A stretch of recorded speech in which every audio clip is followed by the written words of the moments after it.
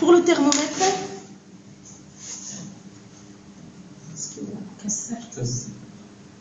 je vais voir.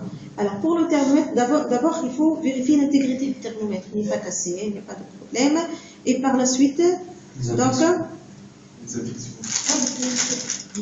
on va le faire. Donc, on va prendre du Dakar et on va désinfecter. Voilà. C'est pas grave. Voilà. D'accord. Voilà. Jusqu'à aboutir à la partie l'impulsat qui va être en contact avec le malade. Donc par la suite, vous allez le mettre dans le verre à pied, ou bien vous pouvez prendre un bout de compresse, tant qu'il est propre, tant qu'il est désinfecté, vous pouvez prendre un bout de compresse pour le déposer dans le plateau comme ça. Hein, les deux sont possibles. On va le mettre comme ça. Mais tout d'abord, il faut faire des secousses pour faire abaisser le mercure jusqu'à 35. Il y a un problème. Hein, c'est bon. Voilà, c'est bon. Donc, on va le déposer ici. Alors, je vais mettre ça dans le plateau. Pour la température, j'ai besoin de quel autre type de matériel? Vous réfléchissez. D'accord, une fiche technique. Voilà, je dois mettre le Dakar pour la désinfection des aisselles. Bien, la petite des aisselles. Hein? Quoi d'autre? Coton, bien sûr. Quoi d'autre? Les gants. Oui, les gants. Non, je sais pas quoi.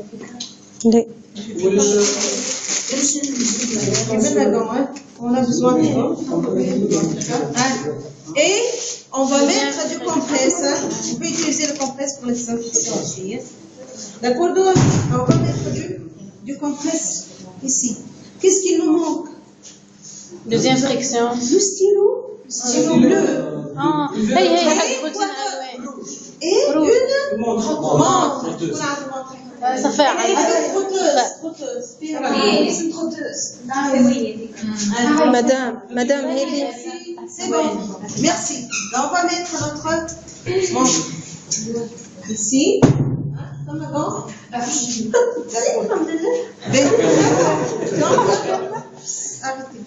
Alors, par la suite, je passe à la préparation. Donc, on a préparé les stylos. Donc, voilà. Donc, le stylo. Donc, voilà le stylo bleu pour enregistrer donc, la température. Par la suite, je vais mesurer le pouls. J'ai besoin de quoi? Stéthoscope. Stylo rouge. Le pouls. Vous allez là. Voilà. Et on n'a rien à ajouter. La respiration, je vais ajouter le stylo vert. Voilà. Par la suite, je vais préparer le matériel nécessaire pour la mesure de la pression artérielle. Donc, je vais prendre le stéthoscope, je vais désinfecter les écouteurs. Et le diaphragme. Rotation. Oui, voilà. Non, j'ai mis. Voilà. C'est bon. Alors, je vais la sécher pour ne pas irriter les. C'est bon. Les deux sont désinfectés, donc vous pouvez utiliser la même. Donc, par la suite, je vais mettre le stéthoscope pour vérifier est-ce qu'il est en position d'écoute ou pas. Donc, vous voyez, ils doivent être dans cette direction. D'accord. Donc, je vais mettre le stéthoscope. Je vais voir. Est-ce qu'il est en position d'écoute ou pas? Donc, voilà. J'ai pu écouter le bruit, donc c'est en position d'écoute. Par la suite, je vais désinfecter le diaphragme. Le diaphragme, c'est pour protéger qui? Et pour les écouteurs, pour protéger le personnel. Voilà, donc les gants propres. Donc ça, par la suite, je vais prendre le brassard. Alors, pour le brassard, qu'est-ce que je vais vérifier? D'abord, je vais vérifier l'intégrité. Par la suite, je vais vérifier est-ce que l'aiguille, elle est au niveau ou pas? Au niveau du manomètre. Par la suite, je vais faire un test de fouille. Donc, je ferme la valve. Je fais une pression ici. Je garde la même pression et je gonfle. Voilà donc l'aiguille qui va qui va monter. Normalement, si je garde la même pression, l'aiguille ne va pas descendre. Donc, elle est constante. Donc, la valeur est constante. Donc, il n'y a pas de fluide. C'est bon, c'est compris parfaitement. Oui. Donc, je vais mettre le brassard ici. Je vais le déposer ici. Qu'est-ce qu'il me manque? La solution hydroalcoolique. Je dois la mettre sur le chariot. Donc, je vais faire la deuxième friction. Voilà.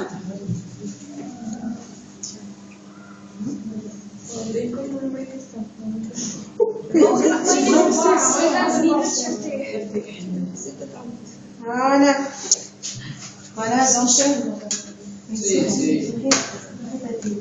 je vais diriger vers la patiente. Alors, le chariot doit être en face de l'opérateur.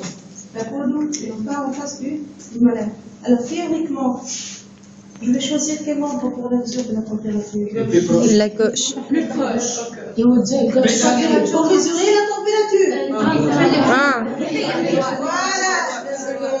Le membre donc le plus.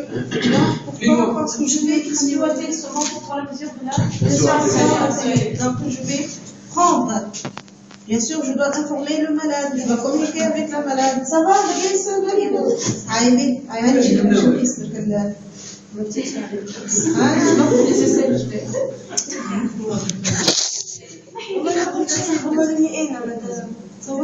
alors, d'accord, on me parle de d'accord,